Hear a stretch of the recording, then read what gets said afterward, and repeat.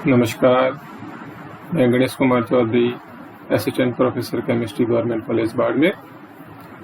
BSc third year की last class में crystal field splitting in tetrahedral complex चतुष्फलकीय संकुलों में क्रिस्टल क्षेत्र विपाटन पर डिस्कस किया था। आज अपन वर्ग समतलीय संकुलों में क्रिस्टल क्षेत्र विपाटन, crystal field splitting in square planar complex पर डिस्कस करेंगे। किस प्रकार से स्क्वायर प्लानर कॉम्प्लेक्स बनते हैं और स्क्वायर प्लानर कॉम्प्लेक्स यानी वर्ग समतलीय संकुलों में किस प्रकार से क्रिस्टल क्षेत्र विपाटन होता है। यहाँ पे ये नीचे डायग्राम, और इस डायग्राम में ये दे रखा है कि ये जो डी ऑर्बिटल्स हैं पांचों, जो समभ्रंश यानी कि डिजेनरेट ऑर्बिटल है, और किस प्रकार से ये ऑक्टाहेड्रल फील्ड के अंदर स्प्लिटिंग हो रही है, जो अपन ने लास्ट क्लास में डिस्कस कर चुके हैं। आगे ये है कि ऑक्टाहेड्रल कॉम्प्लेक्स में है से टेंट्रागोनल कॉम्प्लेक्स बनते समय किस प्रकार से स्प्लिटिंग हो रही है। यहाँ पे द्विसम लंबाक्ष, जिसको टेंट्रागोनल कहते हैं, ये किस प्रकार से स्प्लिटिंग हो रही है यहाँ पे। और आगे यहाँ से स्क्वायर प्लानर कॉम्प्लेक्स यानी वर्ग समतलीय संकुल बनते समय किस प्रकार से यहाँ पे स्प्लिटिंग हो रही है, इसके बारे में आज अपन डिस्कस करेंगे। यहाँ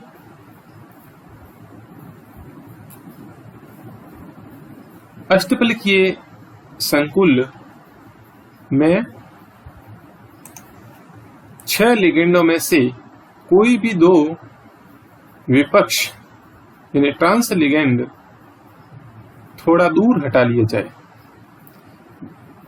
यानी अष्टफलकीय संकुल हैं और उनमें से कोई 2 विपक्ष लिगेंड जो एक दूसरे के विपक्ष पोजीशन पे हुए हैं, ट्रांसपोजिशन के ऊपर हैं, उनको यदि दूर हटा लिया जाए तो वो जो संरचना बनती है वो द्विसमलंबाक्ष यानी टेट्रागोनल संरचना कहलाती है। तथा यदि 2 विपक्ष लिगेंड जेड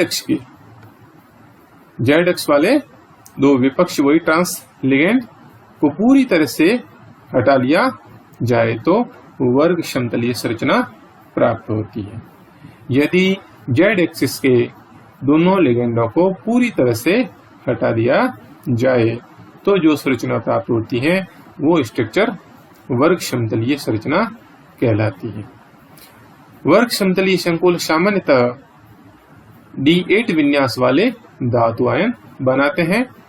3D10 विन्यास के धातु आयन प्रबल लिगेंड जैसे साइनों की उपस्थिति में, जबकि 4D8 और 5D8 वाले धातु आयन दुर्बल लिगेंड की उपस्थिति में भी वर्ग समतलीय संकुल बनाते हैं। कुछ यहाँ इनके उदाहरण जो एग्जाम्पल नीचे दे रखे हैं, जैसे निकल का साइनो लिगेंड के साथ में वर्ग समतलीय संकुल, और पैलेडियम का यहाँ पे कोई हेलोजन के साथ में, पैलेडियम यहाँ पे 4D सीरीज का है, और प्लेटिनम का यहाँ पे क्लोरो लिगेंड के साथ में कॉम्प्लेक्स जो वर्ग समतलीय यानी स्क्वायर प्लानर कॉम्प्लेक्स है 5D सीरीज का, ये प्लेटिनम एलिमेंट है। तो ये कुछ एग्जाम्पल दे रखे हैं।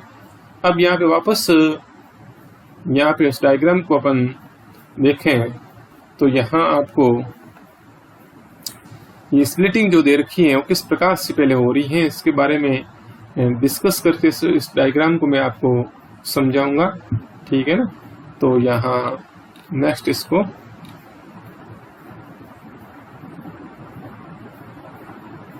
अष्टफलकीय संरचना में डी कक्षक कम ऊर्जा के T2G व उच्च ऊर्जा के EG कक्षकों में विभाजित हो जाते हैं। ये आपको पता है कि अष्टफलकीय स्ट्रक्चर जब बनती है तो डी ऑर्बिटल है वो लोअर एनर्जी के T2G और हायर एनर्जी के EG ऑर्बिटल्स में स्प्लिटिंग हो जाती है।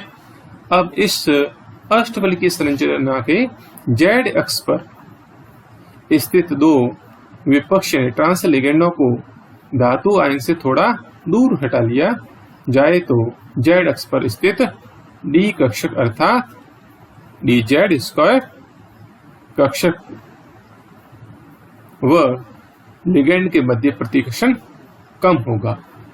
यानी जेड एक्सिस के लिगेंड की दूरी बढ़ जाएगी और दूरी बढ़ने के कारण यहाँ पे उनका प्रतिकर्षण क्या हो जाएगा, लिगेंड का उस ऑर्बिटल के इलेक्ट्रॉन के साथ में जो है प्रतिकर्षण है वो कम हो जाएगा, क्योंकि धातु लिगेंड दूरी ज्यादा है। अतः Ag समूह के dz² कक्षक dx²y² कक्षक की तुलना में निम्न ऊर्जा के होकर स्थायीकृत यानी स्टेबलाइज हो जाते हैं। यहाँ पे ये इन वापस Eg समूह के जो dz² और dx² y² ऑर्बिटल्स हैं, इन दो ऑर्बिटल की स्प्लिटिंग हो जाती है, जिसमें यहाँ पर dz² ऑर्बिटल है उसकी ऊर्जा कम हो जाएगी और जो dx² y² ऑर्बिटल है उसकी ऊर्जा अधिक हो जाएगी। यहाँ पे क्योंकि दूरी किसकी ज्यादा है, यहाँ पे dz² है, उस ऑर्बिटल्स पे जो लिगेंड आ रहे हैं वो क्या हो गए हैं, थोड़े दूर हो गए हैं, तो उनकी दूरी बढ़ गई है, तो प्रतिकर्षण क्या होगा, कम होगा। प्रतिकर्षण कम होगा तो स्थायित्व बढ़ जाएगा, निम्न ऊर्जा के हो जाएंगे और जो dx² y² है उसकी ऊर्जा अधिक होगी। जबकि dx² y² कक्षक xy अक्ष पर स्थित लिगेंडों के पास होने से ज्यादा प्रतिकर्षित होकर के उच्च ऊर्जा के हो जाते हैं। इसी प्रकार T2G समूह में भी वे कक्षक, अब बात आ रही किसकी, T2G समूह के अंदर, पहले अपन Eg समूह की बात कर रहे थे। Eg समूह के अंदर जो दो dz² और dx² y² दोनों ऑर्बिटलों की स्प्लिटिंग हो गई।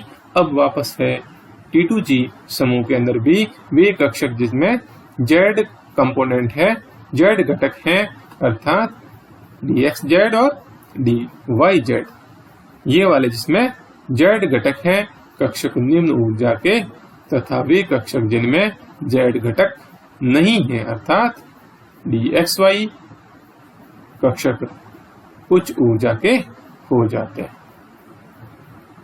इस प्रकार की संरचना को द्विसमलंबाक्ष या टेंटागोनल संरचना कहते हैं।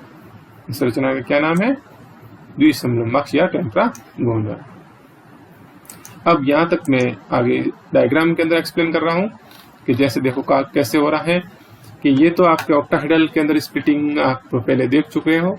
उसके बाद की बात है यहाँ पे कि कैसे यहाँ पर जो Eg समूह है और Eg समूह के अंदर dx² y² और dz² के अंदर की बात कर रहे हैं, तो z एक्सिस के ऊपर क्या हो रहा है, लिगेंड है उनकी दूरी बढ़ रही है, और दूरी जहाँ z एक्सिस के ऊपर लिगेंड की दूरी मेटल आयन के जो dz² ऑर्बिटल और लिगेंड के बीच की दूरी बढ़ने से प्रतिकर्षण जो रिपल्सन हो रहा है वो रिपल्सन यहाँ पे कम होगा, और कम होगा तो वह स्टेबलाइज होगा, ऊर्जा कम हो जाएगी, लोअर एनर्जी पे चला गया। यहाँ पे तो dz² की एनर्जी क्या हो गई है, कम हो गई, और उसी अनुपात के अंदर dx² y² की ऊर्जा में क्या हो गई है, वृद्धि हो गई है। यानी जितनी इसकी कमी हुई उतनी उसकी वृद्धि होगी। कुल मिलाकर के यहाँ तो बराबर रहती है एनर्जी, तो यहाँ पे इसकी इसमें क्या हो गई है, वृद्धि हो गई है dx²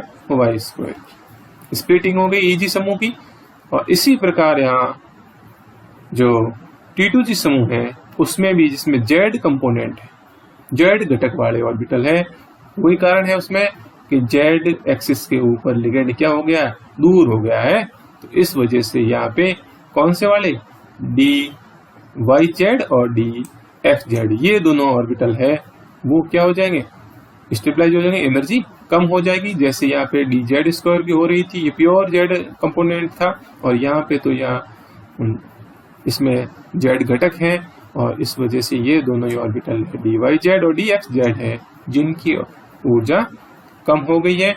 उसी अनुपात में यहाँ पे जो dxy है उसकी ऊर्जा में वृद्धि हो गई। इस प्रकार से यहाँ T2G समूह की भी स्प्लिटिंग हो जाती हैं और ये जो संरचना बन रही है उस संरचना का नाम है यहाँ पे टेट्रागोनल स्ट्रक्चर।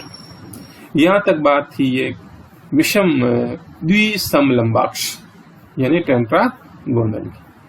आगे नेक्स्ट यहाँ पे डिस्कस अपन किसका करेंगे, स्क्वायर प्लानर की। तो वो कैसे बन रहा है, तो जो D8 विन्यास उसकी बात करें यहाँ, तो प्रबल लिगेंडों की उपस्थिति में D8 विन्यास में dz स्क्वायर तथा dx स्क्वायर y स्क्वायर में उपस्थित एक एक अयुग्मित इलेक्ट्रॉन कम ऊर्जा के dz स्क्वायर कक्षक में युग्मित हो जाता है। ये बात कब हो रही है, जब D8 विन्यास है और D8 विन्यास के अंदर आपको पता है कि दो जो इलेक्ट्रॉन हैं वो किस में रहते हैं, वो दो जो इलेक्ट्रॉन हैं वो यहाँ पर Eg ऑर्बिटल dz स्क्वायर और dx स्क्वायर y स्क्वायर में एक एक अयुग्मित इलेक्ट्रॉन होता है। लेकिन टेट्रागोनल जो स्ट्रक्चर बन रही है उसमें आप देख रहे हो तो उस स्थिति के अंदर यहाँ पर जो dz स्क्वायर है उसकी ऊर्जा क्या हो गई है, निम्न हो गई है, कम हो गई है। और इस वजह से यहाँ पे आप देखोगे कि इलेक्ट्रॉन एक एक अयुग्मित इलेक्ट्रॉन है, अनपेयर्ड इलेक्ट्रॉन है, वो यहाँ पर dz स्क्वायर कक्षक में आकर के युग्मित हो जाता है। तो रिक्त कौन सा हो गया है, दूसरा ऑर्बिटल जो है dx स्क्वायर y स्क्वायर रिक्त हो जाता है। तो dx स्क्वायर y स्क्वायर तो रिक्त हो गया और dz स्क्वायर में दो इलेक्ट्रॉन आ गए, क्योंकि ये लोअर एनर्जी लेवल पे हैं, कम ऊर्जा स्तर पे होने के कारण इसमें दो इलेक्ट्रॉन आ चुके हैं। चूंकि अब dx स्क्वायर y स्क्वायर कक्षक रिक्त है, अब क्या हो गया, dx स्क्वायर y स्क्वायर कक्षक रिक्त है, अतः चार लिगेंड जो plus x minus x plus y minus y अक्षों की ओर से आसानी से धातु आयन तक पहुंच सकते हैं। यानी इस x एक्सिस और y एक्सिस है उसके ऊपर यहाँ पर इलेक्ट्रॉन नहीं है। अब इस वजह से यानी orbitals x square y square वाला क्या हो गया है, रिक्त हो गया है। तो यहाँ पे इनमें प्रतिकर्षण नहीं होगा, लिगेंड आसानी से आकर के धातु आयन के साथ में बॉन्ड बना देगा।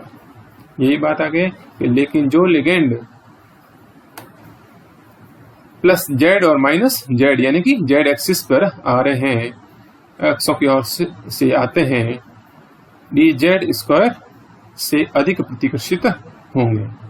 अब जो z एक्सिस के ऊपर लिगेंड आ रहे हैं वो यहाँ पे प्रतिकर्षण अधिक होगा, क्योंकि dz स्क्वायर में दो लिगेंड उपस्थित है, दो इलेक्ट्रॉन उपस्थित है, अयुग्मित इलेक्ट्रॉन उपस्थित है यहाँ पे, और इस वजह से उनसे प्रतिकर्षण अधिक होगा।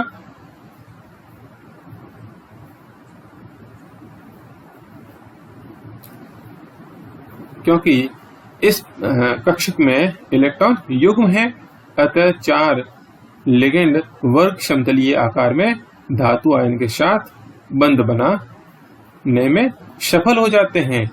अब वर्ग समतलीय आकार में चार लिगेंड जो है कहां से आ रहे हैं, प्लस x और माइनस x और प्लस y और माइनस y वाले, तो बॉन्ड बनाने में क्या हो जाएंगे, सफल हो जाएंगे। जबकि दो लिगेंड dz स्क्वायर कक्षक से प्रतिकर्षण होने के कारण धातु आयन से बंध नहीं बना पाते, वो बंध नहीं बना पाते हैं। अतः हम कह सकते हैं कि अष्टफलकीय संकुल बनाने की असफल प्रयास में वर्ग समतलीय संकुल बनते हैं। यहाँ आता है क्वेश्चन, एक्सप्लेन कीजिए, व्याख्या कीजिए कि किस प्रकार अष्टफलकीय संकुल बनाने के असफल प्रयास में वर्ग समतलीय संकुल बनता है। तो यहाँ पर इसको आगे डायग्राम से और आपको एक्सप्लेन कर रहा हूं कि जैसे देखो यहाँ पे आप देखो कि ये ऑक्टाहेड्रल स्ट्रक्चर के अंदर देख रहे हैं। पहले तो कि यहाँ पे ये जो ऑर्बिटल है मैं बनाया है वो है यहाँ dz², जो z एक्सिस के ऊपर है, यहाँ पे ये बना रखा है ये z एक्सिस, ठीक है, और ये यहाँ पे x एक्सिस है जो इधर से जा रहा है, ये वाला x एक्सिस है, ये वाला z हो गया, और ये वाला जो दे रखा है वो y एक्सिस है, ये वाला y एक्सिस है। अब यहाँ ऑक्टाहेड्रल कॉम्प्लेक्स के बनते समय क्या होता है कि इसके ऊपर एक तो जो x के ऊपर आ रहा है, जैसे x के ऊपर ये लिगेंड, दूसरा ये वाला x, ये प्लस x का मान लिया तो ये माइनस x से लिगेंड आ रहा है, L यहाँ पे लिगेंड है, और ये बीच में जो M दे रखा है वो मेटल आयन है। तो दूसरा वाला जो है एक लिगेंड ये y प्लस y से आ रहा है, जैसे दूसरा यहाँ से माइनस y।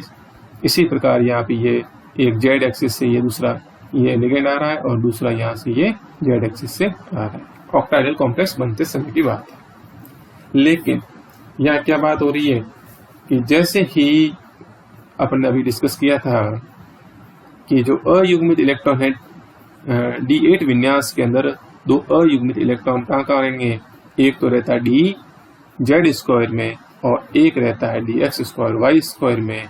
लेकिन dz² की लोअर एनर्जी लेवल पे आ गया है, कम ऊर्जा स्तर पे है, तो इलेक्ट्रॉन जो dx²y² वाला है वो इलेक्ट्रॉन कहाँ जाता है, dz² में आकर के ये पेयरिंग हो गया है, यहाँ पे दो इलेक्ट्रॉन आकर के युग्मित हो गए हैं।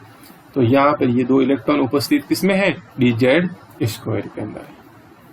अब इस स्थिति के अंदर यहाँ पर dx²y² वाला ऑर्बिटल है वो क्या हो गया है, वैकेंट हो गया है, और इस वजह से यहाँ से x एक्सिस से जो लिगेंड आ रहा है प्लस x वाला और माइनस x वाला और प्लस y वाला और माइनस y वाला, ये चारों लिगेंड यहाँ पे कौन कौन सा, एक ये, दूसरा ये, और तीसरा ये जो प्लस y वाला और ये माइनस y वाला, ये चारों लिगेंड यहाँ पर इस धातु आयन के साथ में आसानी से बंध बना सकते हैं प्रतिकर्षण के लिए। यहाँ इलेक्ट्रॉन उपस्थित नहीं है, इस वजह से आसानी से ये तो बॉन्ड बना देंगे। लेकिन जो लिगेंड कहाँ से आ रहा है, z एक्सिस पे आ रहा है, कौन से वाला, एक तो ये वाला जो प्लस z वाला और ये माइनस z वाला है। तो ये जो दोनों लिगेंड है उनको यहाँ पे प्रतिकर्षण कौन करेगा, एक इलेक्ट्रॉन युग्म है, और ये यहाँ पे इनको बहुत अधिक रिपल्सन आपस में होगा। तो इधर से ये लिगेंड आ रहा है, इधर से ये इसको प्रतिकर्षित कर रहा है, और दोनों के प्रतिकर्षण के फलस्वरूप जैसे इधर हो रहा है वैसे वैसे इधर भी होगा। यहाँ पे ये इधर एक साइड में दिखा रखा है, यहाँ डॉट डॉट से मैंने दिखाया हुआ है। बात वही है कि दोनों से ऑर्बिटल है तो यहाँ पे इलेक्ट्रॉन पेयर तो दोनों जगह एक ही बात हुई। तो ये दोनों लिगेंडों से यहाँ पर बॉन्ड नहीं बना पाएंगे, क्योंकि यहाँ पे एक युग्मित इलेक्ट्रॉन है, जो युग्मित इलेक्ट्रॉन दो इलेक्ट्रॉन है वो इनको प्रतिकर्षित अधिक करेंगे, और इस वजह से z एक्सिस पर कोई बॉन्ड नहीं बनेगा लिगेंड के साथ में, और ये जो संरचना बन जाएगी आगे देखिए ये स्क्वायर प्लैनर यानी वर्ग समतलीय संरचना, जिसमें यहाँ z एक्सिस पे कोई बॉन्ड नहीं बन पाया लिगेंडों से, केवल यहाँ पे एक x वाले पे ये दोनों आए हुए और y वाले पे दोनों यहाँ करके यहाँ पे चार लिगेंड बॉन्ड बना करके वर्ग समतलीय संरचना बन जाती है। और इस स्थिति में जो स्प्लिटिंग कैसी हुई थी, वो स्प्लिटिंग यहाँ पर आपको आगे बताते हैं। इसके आगे वाला पहले अपने टेंटागोनल तक यहाँ पे डिस्कस कर लिया था। तो यहाँ पे बात यहाँ से आगे की है कि जैसे यहाँ है कि जो यहाँ पर 3D के अंदर है, 3D में यहाँ इलेक्ट्रॉन, एक तो इलेक्ट्रॉन कहाँ होगा, एक इलेक्ट्रॉन यहाँ है 3D में और एक इलेक्ट्रॉन यहाँ है, ये तो पूरे पूरे फुल है, ठीक है। 3D के अंदर ये तो क्या होंगे हैं, ये इस टाइप के फुल होंगे, ये भी फुलफिल है। और यहाँ पे जो अयुग्मित इलेक्ट्रॉन है वो वाले के अंदर यहाँ ये इलेक्ट्रॉन यहाँ से कहाँ आ जाएगा, ये इलेक्ट्रॉन यहाँ आ जाएगा, dz² के अंदर आ जाएगा, और dz² के अंदर आ जाएगा, यहाँ पर आकर के ये इलेक्ट्रॉन यहाँ हो जाएगा, पेड हो जाएगा, और ये क्या हो जाएगा, ये यहाँ पे वैकेंट हो जाएगा। अब इस स्थिति के अंदर यहाँ पर ये वैकेंट हो गया है, तो अब यहाँ आप देखोगे कि जो प्रतिकर्षण यहाँ पर इसके साथ में जो लिगेंड आ रहे हैं वो बहुत अधिक प्रतिकर्षित करेंगे और जिसके कारण यहाँ पर को बॉन्ड नहीं बना पाएंगे, ठीक है। लेकिन इस dx² y² है उसके साथ में यहाँ पर बॉन्ड बना देंगे और इस प्रकार से यहाँ पर इसकी तो जो एनर्जी है वो और अधिक लोअर लेवल एनर्जी लेवल पे चली गई है, क्योंकि यहाँ पे कोई लिगेंड रहेगा ही नहीं। जब स्क्वायर प्लानर कॉम्प्लेक्स बनेगा उस स्थिति में देखेंगे तो यहाँ तो कोई लिगेंड है ही नहीं, ठीक है। और यहाँ पर तो चारों लिगेंड कौन से dx² y² पे हैं, तो चारों लिगेंड आ गए हैं। इस वजह से यहाँ हायर एनर्जी लेवल पे चला गया है और ऐसे ऐसे यहाँ पे xy कंपोनेंट वाला dxy है उसकी भी एनर्जी बढ़ गई है, लेकिन z कंपोनेंट वाले हैं dyz और dxz है उसकी एनर्जी और घट गई है। और इस प्रकार ये स्प्लिटिंग किसमें हो गई है, स्क्वायर प्लानर कॉम्प्लेक्स में हो गई है। यहाँ पर ये इस dxy और dx² y² ऑर्बिटल है, इनके बीच का जो गैप है वो उसको Δ1 और dyz और dz² के बीच का गैप है इसको यहाँ पर Δ2 और जो dz² और dyz और dxz के बीच का एनर्जी गैप है उसको Δ3 के द्वारा रिप्रेजेंट किया जाता है। ये Δ1, Δ2 और Δ3 और टोटल जो है यहाँ पे यानी कि सबसे हाईएस्ट एनर्जी लेवल पे है dx² y² और सबसे लोअर एनर्जी लेवल पे dyz और dxz, इसके बीच का एनर्जी गैप है जिसको delta square planar delta SP कहा जाता है। आप यहाँ देखोगे डेल्टा SP है वो क्या है, यानी कि crystal field splitting in square planar complex में। और इस स्थिति के अंदर डेल्टा SP का मान है वो Δ1 प्लस Δ2 प्लस Δ3 के बराबर है। यहाँ से लेके यहाँ टोटल का मान है वो Δ1, Δ2 और Δ3, तो ये हो गया डेल्टा SP बराबर Δ1 प्लस Δ2 प्लस Δ3।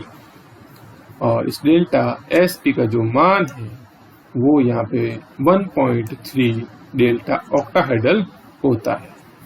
तो इसका मतलब क्या हुआ, इसका मतलब ये हुआ कि डेल्टा SP यानी स्क्वायर प्लानर का जो क्रिस्टल फील्ड स्प्लिटिंग एनर्जी है वो किसकी तुलना में, crystal field splitting energy in octahedral complex delta octahedral की तुलना में डेल्टा SP का मान अधिक होता है। यहाँ पे ये ध्यान रखना है। यहाँ पे तो किस प्रकार से ये वर्ग समतलीय संकुलों में क्रिस्टल क्षेत्र विपाटन होता है इसके बारे में डिस्कस किया। और कुछ आगे यहाँ पे महत्वपूर्ण प्रश्न दे रखे हैं, क्योंकि इसके साथ भी आपकी फर्स्ट यूनिट है उसके जितने भी सिलेबस में जो टॉपिक थे वो कंप्लीट होते हैं। और इसके जो मोस्ट इम्पोर्टेंट को वो क्वेश्चंस ये जो दे रखे हैं यहाँ पे लास्ट एग्जाम्स में कुछ आए हुए क्वेश्चंस हैं और काफी मोस्ट हैं, इनको आप अच्छे से समझना करना और एग्जाम की दृष्टि से काफी महत्वपूर्ण है ये क्वेश्चन, ठीक है। नेक्स्ट क्लास में अपन यूनिट 2 स्टार्ट करेंगे। Thank you.